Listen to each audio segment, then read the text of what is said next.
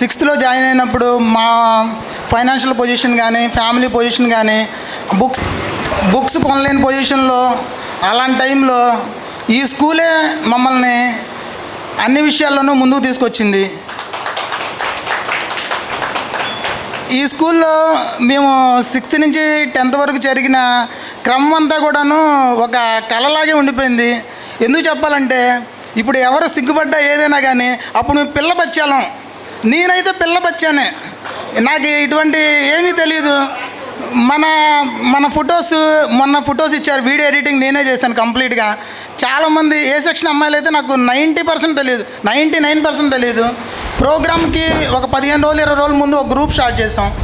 1 month క్రితం ఒక group start చేసాం. దానివల్ల ఒక 2-3 అమ్మాయిలు ఏ సెక్షన్ అమ్మాయిలు తెలిసింది నాకు, మిగిలిన ఎవరూ తెలియదు. అంత ఆ విధమైన నాలెడ్జ్ మాది. నెక్స్ట్ మా స్కూల్ ఎక్స్పీరియన్స్లో వచ్చేసరికి 6th 7th రిలేటెడ్ కంటే మొత్తం కూడాను తెలుగు మాస్టర్ గారు, తెలుగు అంజనీ శర్మ గారి మీద అంటే ఎక్కువ మాకు అభిమానం ఎక్కువ ఉండేది. ఆయన రేపు కొడతాడేమో అని చెప్పేసి ఈరోజు నైట్ ప్రిపేర్ అయిపోయి 80% అని చెప్పే విధానమే మాకు ఉండేది. నెక్స్ట్ 7th నుంచి 8th నుంచి మాకు 10th చెప్పు చాలు, 8th నుంచి లేట్ అయితే వాడి దగ్గర మైక్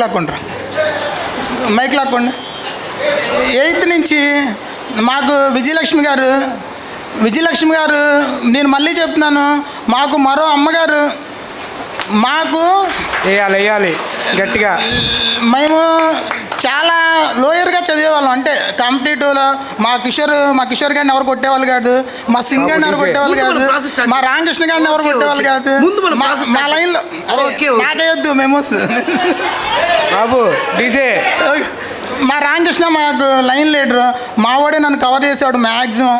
అలాగే నెక్స్ట్ శర్మ అని చెప్పి ఉన్నవాళ్ళు, శర్మ కూడాను చాలా కాంపిటీషన్ ఇచ్చేవాళ్ళు మాకు చదువులో. బట్ మా చదివేది మేము చదివాం, ఫస్ట్ క్లాస్లో పాస్ అయ్యాం, సెకండరీ. ఏదైనా కానీ అప్పట్లో మాకు విజయలక్ష్మి గారు, మేము తక్కువగా చదువుతున్నప్పటికీ మాకు ఆవిడ చేసిన అరే నీకు 4000 నీకు 4000 ఇవ్వాల్సింది నేనే, 4000 ఇవ్వాల్సింది నేనే. బాబు నువ్వు తగ్గొద్దమ్మా, నువ్వేమాత్రం తగ్గొద్దు.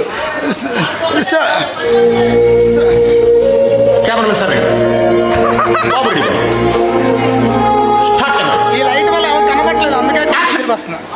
ఆపే విజయలక్ష్మి గారు. సో మేము చాలా మిడిల్గా చదువుతున్నా కానీ మేడం గారి ఎంకరేజ్మెంట్ వల్ల మాత్రమే మేము చాలా బాగా ముందు చదివేవాళ్ళం. 8th క్లాస్ టైంలో లలిత మేడం గారు ఉండేవాళ్ళు. లలిత మేడం గారి గురించి చాలాసేపు చెప్తాను చివరిలో, ఎందుకంటే నాకు ఈ 1 or 2 days ఎక్స్పీరియన్స్ మేడంతో చాలా ఎక్కువ ఉంది, నేను చివరిలో చెప్తాను. నెక్స్ట్ భానుమతి మిస్ గారు నాకు ఎందుకు స్పెషల్ అంటే నేను కొంచెం పాడగలను బాగా అని నాలో కాన్ఫిడెన్స్ తెచ్చింది మాత్రం మా మేడం గారే. స్కూల్ టైంలో మీకు చాలామంది గుర్తుందో లేదో జన్మభూమి ప్రోగ్రాం వచ్చేది, తరలుదాము రండి మనం జన్మభూమికి. ఆ సాంగ్ పాడింది నేనే. ఆ సాంగ్లో కూడా చాలా ఎక్స్పీరియన్స్. నేను కబడ్డీ ఆడుతుంటే నిక్కర్ మీద ఆ పాట పాడతాను కానీ డాన్స్ చేసింది నేను రే. అరే మైక్ లాక్కుండా దగ్గర. ఆ సాంగ్తో నేను డ్రాయర్ మీద నిక్కర్ మీద వస్తే ఆ సుందరం మాస్టర్ గారు లేట్కి వచ్చా అని చెప్పి తొడ మీద కొట్టారు. ఆ వారం రోజులు పోలేదు, అది అప్పటిది. అయితే భానుమతి మేడం గారు రామనామక్షేత్రంలో మాకు రామాయణ శ్లోకాలు చదివించారు. చాలా పాటలు మేడం గారు ఎంకరేజ్ వల్లే చేశాను. తర్వాత నేను ఇంటర్మీడియట్లో, డిగ్రీలో, MBAలోను మా ప్రోగ్రామ్స్ అన్నింటిలో సింగర్ని, మ్యాక్సిమం సింగింగ్ పాడే పాటలు అన్నీ కూడాను మేడం గారి ఇన్స్పిరేషను. చాలా క్లిష్టమైన పాటలు కూడాను ఒక 5-6 సార్లు నేర్చుకోగలిగితే పాడగలిగే కెపాసిటీ మేడం గారి వల్లే వచ్చింది నాకు. దానికి మేడం గారే పూర్తిగా అర్హులు. నెక్స్ట్ లలిత మేడం గారి గురించి చూద్దాం. అరే నువ్వు పెట్టొద్దని చెప్పా, నీకు 4000 కట్టు. ఓకే అమ్మా పెట్టు. లలిత మేడం గారిని మేడం గారు వింటున్నారో లేదో, లలిత మేడం గారిని నేను 27 సంవత్సరాల తర్వాత నిన్న ఉదయం స్క్రిప్ట్ చూపిద్దాము, ప్రోగ్రామ్కి షెడ్యూల్ ఎలా ఉందో చెప్దామని చెప్పేసి మన ఆర్గనైజింగ్ టీమ్ రాజ్యలక్ష్మి గారు వీళ్ళతో కలిసి వెళ్ళాను, మన బ్యాచ్ అందరితో. ఈ వెళ్ళిన టైంలో మరి ఓపెన్గా నేను చెప్తున్నాను, ఏమనుకోకూడదు మేడం గారు. మేడం గారంటే మాకు ఫైర్ బ్రాండ్. అప్పట్లో మేడం గారు కొంచెం అంటే యంగ్గా ఉన్నప్పటికీ అప్పుడంటే కొంచెం మాట్లాడవచ్చు, ఆవిడ యంగ్గా ఉన్నారనుకోవచ్చు. 27 సంవత్సరాలు దాటిపోయి ఇప్పటికీ ఫైర్ బ్రాండారా? మనం 40 సంవత్సరాలకు వచ్చిన తర్వాత కూడా మేడం గారు ఆ 50+ కూడా ఉండి కూడాను అలా ఫైర్ బ్రాండ్గా మాట్లాడతాం అంటే చాలా గ్రేట్. మరి ఆవిడ నిజాయితీ, ఆవిడ ముక్కుసూటితనం, ఆవిడ మాట్లాడే ధోరణి ఆవిడని అలాగా చేయగలిగింది. శంకర్ చాలా గొప్ప ఏదో అనుకున్నాను కానండి. ఆగరా బాబు నువ్వు. ఇందాక మా కర్నాడు శ్రీనివాస్ చెప్పాడు, మేడం గారు ఉదయం నుంచి వచ్చినప్పటి నుంచి ఒక టు బి ఫ్రాంక్లీ ఒక వాచ్మెన్లా తిరుగుతున్నారు, చిన్నపిల్లలా తిరుగుతున్నారు. ఏదో ఇప్పుడు నెక్స్ట్ సుప్రియ గారు అనుకుంటా, నెక్స్ట్ ప్రిన్సిపల్ గారు ఆర్ హెచ్ఎం గారు, మేడం గారు అందరికీ కూడాను లలిత మేడం గారు చాలా ఇన్స్పిరేషను. మీరు నమ్ముతారో నమ్మరు, ప్రీవియస్ జరిగిన కొన్ని ఎక్స్పీరియన్స్కి పైన తాళం వేసేయమని చెప్పారు మెట్లు ఎక్కకుండా ఎవరు. మేడం మావి టేబుల్స్ అక్కడ పెట్టాం మేడం అంటే అప్పుడు తాళం కీ ఇచ్చారు మాకు. ఆ విధంగా మేడం అక్కడ చేతులు కడుక్కుంటామంటే మొక్కల్లో మీ ఎంగిల్ నీళ్ళు అక్కడ తడుపుతారా, ఇవ్వని పర్మిషన్ అన్నారు. ఇందాక కావాలంటే నిలిపిన తర్వాత అడగండి. మేడం గారు ముక్కుసూటితనం కొంతమందికి ఇబ్బందిగా అనిపించినప్పటికీ ఒక స్కూల్ ఆర్గనైజ్ చేయాలి, ఒక హెచ్ఎంగా ఉన్నప్పుడు ఇది ఖచ్చితంగా చేయవలసిన నియమాలు. అది ఎవరు ఒప్పుకున్నా ఒప్పుకోకపోయినా లలిత మేడం గారికి కంప్లీట్ క్రెడిట్ దక్కాలి.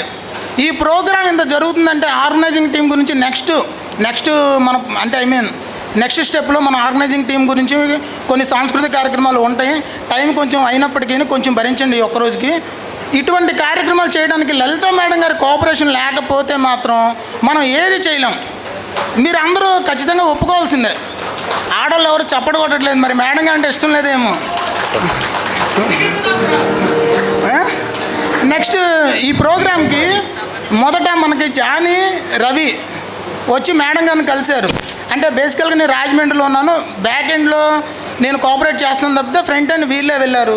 మనకి రాజలక్ష్మి గారు, ఆదిలక్ష్మి గారు, సుమలత గారు, రాధ గారు, లావణ్య గారు వీళ్ళే ఎక్కువ కోఆపరేషన్గా ఇన్విటేషన్ కార్డులో ఉన్నారు. వీళ్ళు వెళ్ళినప్పుడల్లా మేడం గారు విధానం అంతా నాకు చెప్తుంటే, బాబు ఏమవుతా ఎలా మాట్లాడాలి బాబు, నేను ఇట్లాంటి చాలా హ్యాండిల్ చేశాను, చాలా ప్రోగ్రామ్ చేశాను, నేను ఎలా హ్యాండిల్ చేయాలరా బాబు అనుకున్నాను. కానీ మేడం గారితో నిన్న ఒక అరగంట కూర్చున్నాను, మేడం గారితో నేను ఫ్రీ అయిపోయాను. నేను ఎంతవరకు వెళ్ళానంటే మీకు చెప్పలేని చాలా సీక్రెట్స్ చెప్తాను. ఈరోజు నిన్న జరిగిన ప్రతి అప్డేటు మినిట్ టు మినిట్ మేడంకి వాట్సాప్కి వెళ్ళింది. నేనే స్పై. చివరికి మన స్టేజ్ మీద 4 అమ్మాయిలు మిగిలిన అబ్బాయిలు కూర్చున్నారు, ఆ ఫోటో కూడా మేడం గారి దగ్గరికి వెళ్ళింది. ప్రతిదీ అప్డేట్ చేసాం మేము. ఇదంతా ఎందుకు చేయగలుగుతామంటే ఆ మేనేజ్మెంట్ పాయింట్ ఆఫ్ వ్యూ లక్షణాలు, ఆ విధానాలు తెలిసిన వాళ్ళతోనే మనం ఆ విధంగా సింక్ అవ్వగలం. మేడం గారు కొంచెం మీకు ఎక్కువ అనిపించిన ఏదైనా కానీ ఈ స్కూలు ఇట్లాంటి పరిస్థితుల్లో ఈ హెవీ కాంపిటీషన్ ప్రైవేట్ రంగంలో ఉన్నప్పటికీ మన స్కూల్ ఈ విధంగా నడుస్తుందంటే మాత్రం కేవలం మీ యొక్క అడ్మినిస్ట్రేషను, మీ యొక్క డిసిప్లిన్ మాత్రమే అని చెప్పి నేను తెలియజేసుకుంటున్నాను.